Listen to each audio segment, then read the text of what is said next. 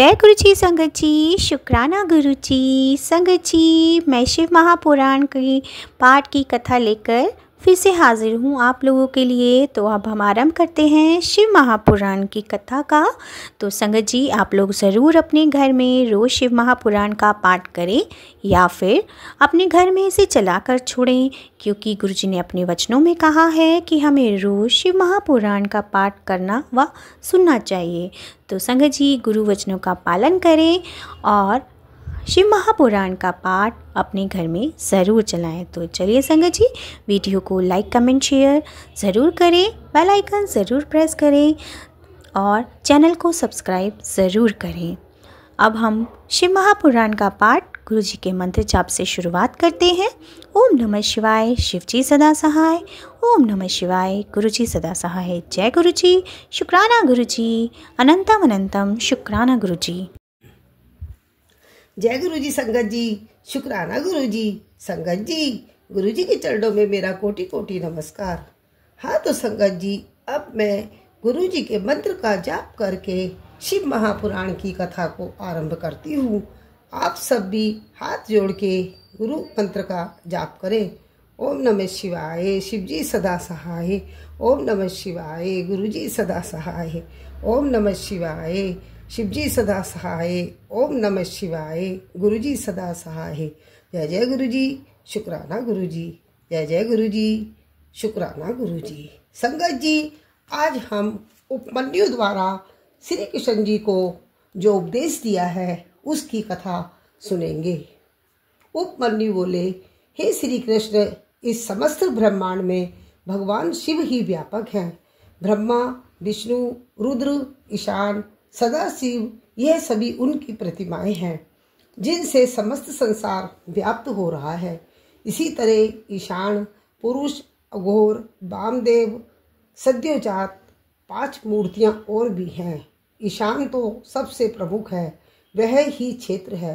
मूर्तिमान स्थाणु मूर्ति पुरुष है। बुद्धि तत्व का आश्रय लिए हुए अघोर मूर्ति है। अहंकार की अधिष्ठात्री वामदेव नामक मूर्ति है। शंकर जी के हृदय में बसने वाली सत्योजात मूर्ति है। ईशानी मूर्ति श्रोतवाणी शब्द आकाश की अधिष्ठात्री है। ईश्वरीय मूर्ति तात्विक हस्त स्पर्श वायु की अधिष्ठात्री। अघोर मूर्ति नेत्र चरण की अधिष्ठात्री है। वामदेव मूर्ति रसना वायु रस एवं जल की अधिष्ठात्री है। इस प्रकार भगवान शंकर की 8 प्रतिमाएं हैं। धागे में जिस प्रकार मणियां ग्रथित रहती हैं, उसी प्रकार इन मूर्तियों में संसार ग्रथित है। वह है शर्व, भव, रुद्र, उग्र, भी, पशुपति, ईशान तथा महादेव। यह पृथ्वी, जल, तेज, वायु, आकाश, सूर्य तथा चंद्र को धारण किए हुए है। इस तरह समस्त संसार शिव रूप है। अतः शिव जी की आराधना ही अभय अनुग्रह करने वाली है। श्री कृष्ण बोले, हे उपमन्यु, अब आप कृपा करके यह बताएं कि स्त्री पुरुष द्वारा यह समस्त संसार किस तरह अधिष्ठित है। उपमन्यु ने बताया, हे वासुदेव कृष्ण, स्त्री पुरुष महादेव शंकर की ही विभूति है। महादेव ही सर्वशक्तिमान है। यह सारा जड़ चेतन दृश्य सब कुछ श्री शिव और शक्तिमान है। शिव भवानी एक ही रूप है। शक्ति श्री शिव के समान धर्म वाली है। यही शक्ति शिव को विभक्त करती है। समस्त संसार में पार्वती जी की शक्ति ही व्याप्त है। उसी शक्तिमान से क्रियात्मक शक्ति मिलती है। वह शोभ से नाद को उत्पन्न करती है। नाद से बिंदु और बिंदु से सदाशिव महेश्वर, महेश्वर से विद्या उत्पन्न करती है। यही वाणी स्थावर जंगम की रचना करने वाली है। सभी पुल्लिंग महेश्वर रूप हैं और स्त्रीलिंग सदाशिव शक्ति के रूप हैं। उपमन्यु बोले, हे श्री कृष्ण, समस्त चराचर संसारी जीव मानो पाश में बंधे हुए हैं। इसी कारण जान नहीं सकते समस्त संसार ब्रह्मांड का ही रूप है। ऋषि मुनि उनका अविकल्प प्रभाव पाकर उन्हें अनेक भावों से वर्णन करते हैं। उन्हें ऊपर ब्रह्म, परम ब्रह्म, परमात्मा भी कहते हैं। उन्हें अनादि अनंत महादेव भी कहते हैं। विद्या अविद्या दोनों ही ब्रह्म के रूप हैं। चेतना अचेतना दोनों विद्या और अविद्या के रूप ही हैं। पदार्थ ज्ञान की बुद्धि विद्या है। विकार रहित तत्व ही सत है, उसके विपरीत असत है। शिव तो दोनों के स्वामी हैं। सभी प्राणी क्षर हैं और ब्रह्म अक्षर हैं। ये दोनों परमात्मा के ही रूप हैं। इन्हें समष्टि और व्यष्टि रूप से भी जाना जा सकता है। शिव इस संगार के तिरोभाव सदाशिव को जिसने जान लिया वह कभी मोहग्रस्त नहीं होता। जय जय गुरु जी, शुक्राना गुरु जी। श्री कृष्ण जी ने कहा, हे महेर्षि उपमन्यु, अब आप वेदों के सार रूप ज्ञान को हमें सुनाइए। उपमन्यु बोले, अब स्थाणु रूप शिवजी ने सृष्टि की रचना की तो उस समय आप स्वयं प्रकट हो गए। फिर ब्रह्मा जी उत्पन्न हुए। रुद्र की आज्ञा से ब्रह्मा जी ने वर्ण आश्रम आदि की व्यवस्था की। इसके बाद यज्ञ के लिए सोम की रचना की। सोम से स्वर्ग बनाकर फिर पृथ्वी, अनल, सूर्य, यज्ञ, विष्णु, इंद्र आदि देवताओं ने उनकी स्तुति की। वह सब रुद्र भगवान से पूछने लगे कि आप कौन हैं। रुद्र आविर्भाव के कारण हैं। वह ही नेता, धाता और स्वामी हैं। जो सर्वात्मा शिव की शरण में चले जाते हैं उन्हें सहज ही शिवत्व का ज्ञान प्राप्त हो जाता है। भगवान शिव जी तो विकार रहित हैं। उनको प्रकृति, माया, बुद्धि, अहंकार आदि कोई भी किंचित मात्र भी नहीं बांध सकता। उनमें कारण, कर्तृत्व आदि अंतर, कर्म, कारण, अकार्य, कार्य आदि किंचित मात्र भी नहीं बांध सकता। उनमें मरण, विधि, निषेध, मुक्ति, बंधन आदि कुछ भी नहीं है। इसलिए संपूर्ण संसार में उनके व्यापक रूप ने कहा, मैं पुराण पुरुष त्रिकाल यज्ञ हूँ, मुझसे परे कोई भी नहीं है, मैं ही निमित्त हूँ। इतना कहकर रुद्रदेव अंतर्ध्यान हो गए। फिर देवताओं की प्रार्थना पर शंकर भगवान ने अष्टभुजा 4 मुख वाला स्वरूप दिखाया। वह सूर्य मंडल में विराजमान थे। सभी ने उन्हें अर्घ्य आदि प्रदान किए। तब शिवजी ने पार्वती जी को तिरोहित शास्त्रों को प्रकट करने के बारे में पूछा। शिवजी ने अगस्त, बृहस्पति, व्यास, दधीचि आदि को विभिन्न युगों में कल्पना बताई। वह सब भगवान शंकर के ही अवतार हुए हैं। इन्होंने युग युगों तक प्रकट होकर वेद शास्त्रों का विस्तार किया। श्री कृष्ण को उपमन्यु ने बताया कि भगवान शंकर ने प्रत्येक युग में अवतार लेकर कौन कौन से शिष्य बनाए। बराह कल्प में 28 शिष्य हुए। यह सभी योगाचार्य हुए। इन सब के भी चराचर शिष्य हुए। उनकी संख्या 112 है। सभी शिव भक्त, भस्मधारी, वेद शास्त्र के ज्ञाता, जितेंद्रिय तथा शिवजी का ध्यान करने वाले हैं। इन्हें अपना गुरु समझकर शिव पूजन करने वाले व्यक्ति शिवलोक में जाते हैं। पार्वती जी बोली, हे स्वामी, आप थोड़ी भक्ति और थोड़ी श्रद्धा पर किस प्रकार प्रसन्न हो जाते हैं। भगवान शिव बोले, हे देवी, मैं तपस्या कर्म की अपेक्षा श्रद्धा भक्ति से अधिक प्रसन्न होता हूँ।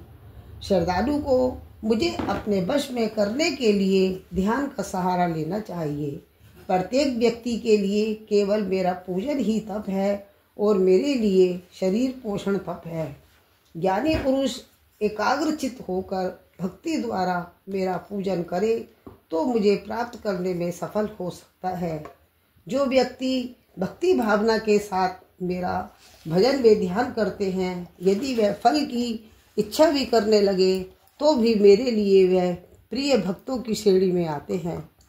इसलिए भावना सहित भजन करना ही श्रेष्ठ तप है। पंचाक्षर मंत्र की महिमा। श्री कृष्ण ने कहा, हे मुनिवर उपमन्यु जी, अब आप मुझे पंचाक्षर मंत्र की महिमा बताएं।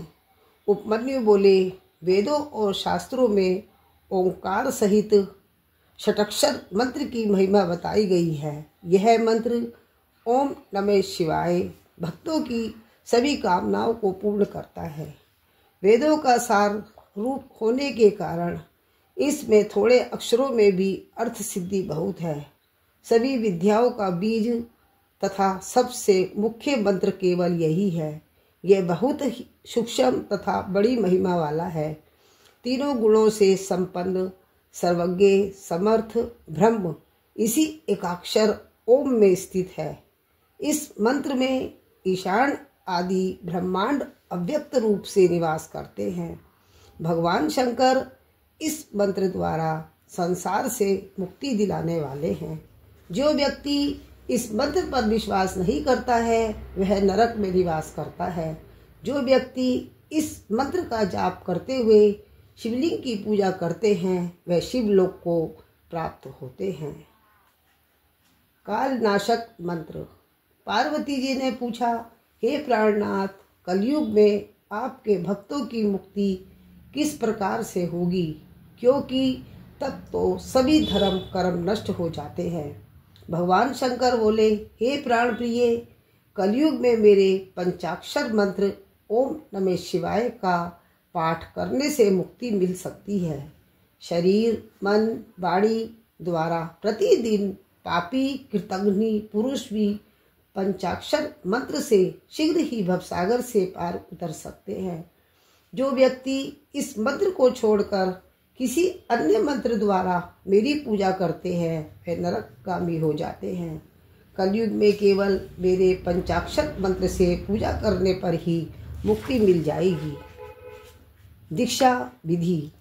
श्री कृष्ण बोले, हे मुनिवर, अब आप मुझे उत्तम शिव संस्कारों को सविस्तार बताने का कष्ट करें। उपमन्यु बोले, 6 मार्ग शुद्ध कर लेने को संस्कार कहते हैं। जिस संस्कार से ज्ञान की प्राप्ति हो और पाश बंधनों का विनाश हो वह संस्कार दीक्षा कहलाता है। दीक्षा 3 तरह की होती है, संभावी दीक्षा, शक्ति दीक्षा और मातृ दीक्षा। संभावी दीक्षा गुरु दर्शन, स्पर्श, भाषण आदि से पाप विमोचन बताई गई है।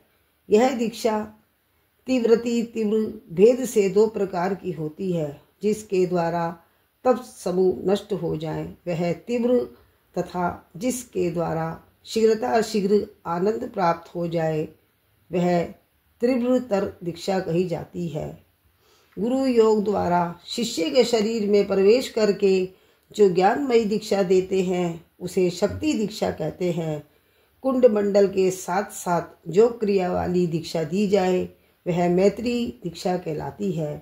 गुरु को चाहिए कि वह शिष्य की भली प्रकार परीक्षा करके ही मंत्र दीक्षा प्रदान करे। ज्ञान तथा क्रिया द्वारा शिष्य का शोधन करे। शिष्य गुरु की संगत में रहे और उन्हें शिवजी का ही स्वरूप समझे। जय जय गुरु जी, शुक्राना गुरु जी। नित्य नैमित्तिक कर्म। श्री कृष्ण बोले, हे महर्षि, अब मैं शिव शास्त्र के अनुसार कर्ता पुरुष के नित्य नैमित्तिक कर्म सुनना चाहता हूँ। अब आप कृपा बताने का कष्ट करें। ऋषि उपमन्यु बोले, हे श्री कृष्ण, ब्रह्म मुहूर्त में व्यक्ति को उठ जाना चाहिए और शिव पार्वती का ध्यान करें, फिर दैनिक कार्यों को करने का विचार कर ले। इसके बाद अरुणोदय होते ही घर से बाहर जाकर जहाँ कोई विघ्न बाधा ना हो ऐसे स्थान पर जाकर विधि पूर्वक शौच आदि से निमटकर दातुन कुल्ला करें और स्नान आदि से निवृत्त होकर शुद्ध वस्त्र धारण करें। विधवा ब्रह्मचारी और तपस्वी जनों को दातुन करना और सुगंधित वस्तुओं को जल में डालकर स्नान करना उचित नहीं है। जल के मध्य में खड़े होकर शिव मंत्र का जाप करें। फिर घुटनों से पृथ्वी पर प्रणाम कर अर्धे पात्र से शंकर भगवान को अर्घ्य दें, किंबा मूल विद्या द्वारा कुछ मिले जल से अर्घ्य दें। उसके बाद पहली विधि से मंत्र को धारण करें। मस्तक पर दोनों भुजाधारी त्रिपुंड लगाएं। इस प्रकार भी मस्तक, कान एवं हथेली में धारण कर लें।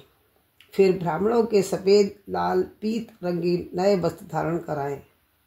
इस प्रकार सभी कार्य पूजन स्थान पर जाकर पूर्व किंबा उत्तर मुख बैठकर शिव शंकर का ध्यान करें।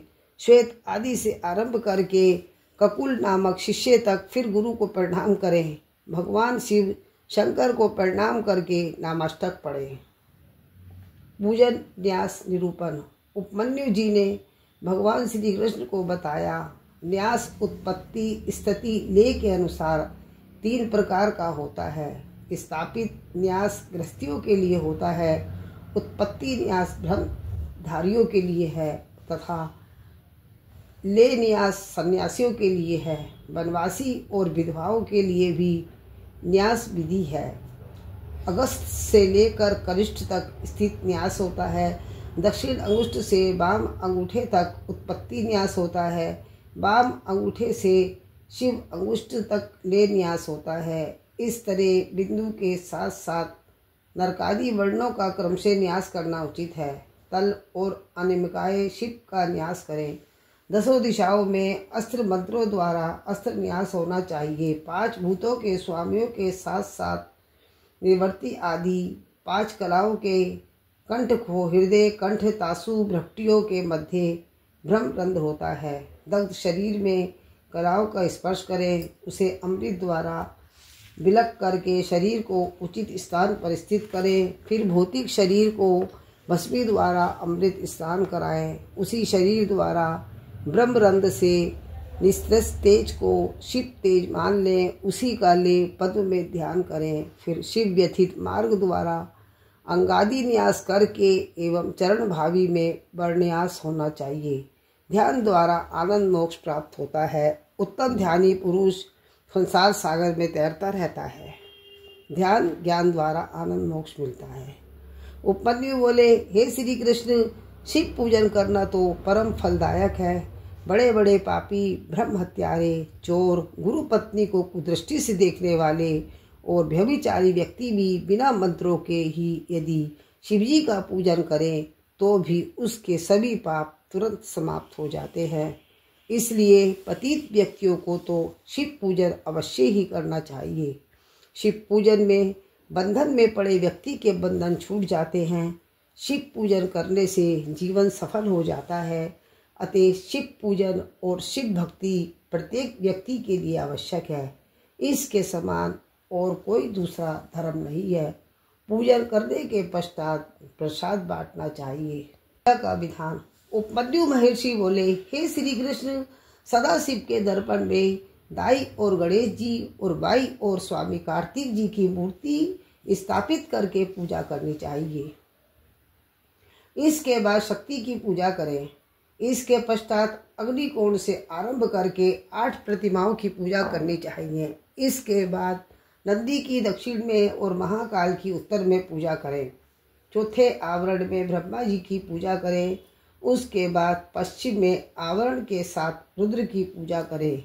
तृतीय आवरण में 8 ग्रहों की पूजा करें। उसके बाद श्री शिव पार्वती जी का भोग लगाने के लिए अनेक मिठाई बनाएं। भोग लगाकर गुरु की पूजा कर परिक्रमा करके आरती करें और प्रणाम करें। फिर पूजन की सभी सामग्री विधि पूर्वक गुरु को अर्पित करें। ऐसा करने से व्यक्ति की सभी मनोकामनाएं अवश्य ही पूर्ण हो जाती है। लिंग स्थापन द्वारा फल प्राप्ति।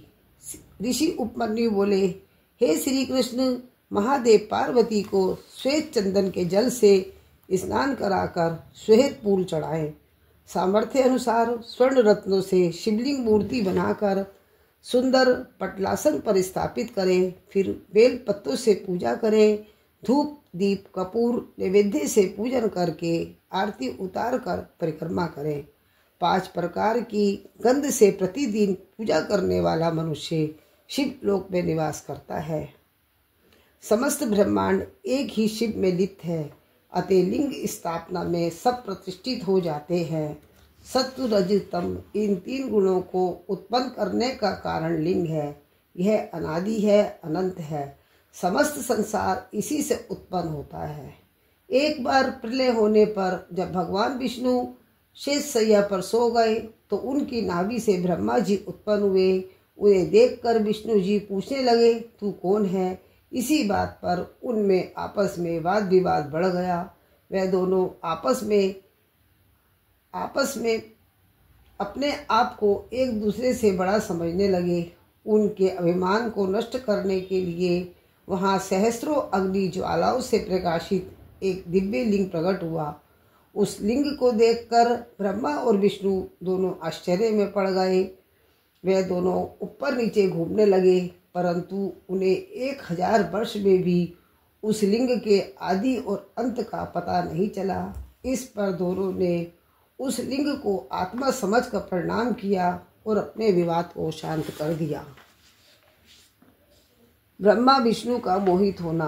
ब्रह्मा और विष्णु दोनों उस लिंग को देखकर मोहित हो गए। उन्होंने लिंग को हाथ जोड़कर प्रणाम किया और स्तुति की। महादेव प्रसन्न होकर बोले, हे ब्रह्मा जी और विष्णु जी, तुम दोनों मेरी माया से मोहित होकर आपस में अपने आप को भगवान समझने लगे। अज्ञान से तुम्हारी दृष्टि नष्ट हो गई थी। मैं लिंग रूप में तुम्हारे अभिमान को नष्ट करने के लिए प्रकट हुआ हूँ। यह मेरी ही लीला है। अब तुम दोनों अपने अपने कार्यों में संलग्न हो जाओ। यह सुनकर ब्रह्मा जी और विष्णु जी ने उन्हें प्रणाम किया तथा शिवलिंग वहां से अदृश्य हो गया। उपमन्यु बोले, हे श्री कृष्ण, अब मैं आपको शिवलिंग प्रतिष्ठा के विषय में बताना चाहता हूँ। शुक्ल पक्ष में किसी भी दिन अपने अनुकूल शिवलिंग का निर्माण कर लेना चाहिए। इसके पश्चात सबसे पहले गणेश जी का पूजन करें। इसके पश्चात 5 स्थानों की मृतिका जल द्वारा तथा पंचगव्य द्वारा पिंडों के साथ लिंग को स्नान करा दें। फिर वेदों के अनुसार पूजन करके जलाशय में ले जाकर पिंडों के साथ लिंग का अधिवासन करें। उसके बाद लिंग को वस्त्र से आच्छादित करके चौकी पर रखकर शयन कराएं। वहीं पर वेद शास्त्रों का पाठ करें। जय जय का नाद करते हुए पंचकला का न्यास करें। इसके बाद देवी के साथ त्रिनेत्र भगवान की पूजा करें। इस प्रकार विधि पूर्वक प्रतिष्ठा करें तथा इसी क्रम से नित्य पूजा करनी चाहिए। ऋषि उपमन्यु बोले, हे श्री कृष्ण, अब मैं अत्यंत ही दुर्लभ योग के विषय में बताऊंगा। इसके द्वारा सभी विषयों से निवृत्त होकर अंतःकरण की शुद्धि हो जाती है। शरीर के अंदर स्थित वायु को प्राण कहते हैं। उसकी गति के अवरोध को प्राणायाम कहते हैं। यही प्राणायाम सभी दोषों को दूर कर देता है। शरीर की भी यह रक्षा करता है। मुनि लोगों का नैमिषारण्य से गमन। श्री सूत जी बोले, हे मुनियों, इस प्रकार महर्षि उपमन्यु ने श्री कृष्ण जी को ज्ञान योग समझाया और उसी ज्ञान योग को वायुदेव ने ऋषियों को सुनाया। ऋषियों ने प्रसन्न होकर वायुदेव को कई बार हाथ जोड़कर प्रणाम किया। उसके पश्चात प्रातःकाल सब नैमिषारण्य निवासी मुनियों ने प्रसिद्ध सरस्वती नदी में स्नान किया। सायंकाल को पितृतर्पण करके ब्रह्मा जी के कथन का स्मरण करके वहां से काशी को चल दिए। काशी पहुंचकर उन्होंने भागीरथी पवित्र गंगा जी के दर्शन किए तथा विश्वनाथ जी के दर्शन पूजन किए। से उन्हें बड़ी ही आनंद की प्राप्ति हुई। उन्होंने वहां एक तेज प्रकाश देखा जिसमें अनेक व्रतधारी मुनि थे और वो देखते देखते जल में विलीन हो गए। इस घटना को देखकर सभी ऋषि आश्चर्य में पड़ गए और शीघ्र ही वह वहां से ब्रह्मा जी के दर्शनों के लिए ब्रह्म लोक में गए।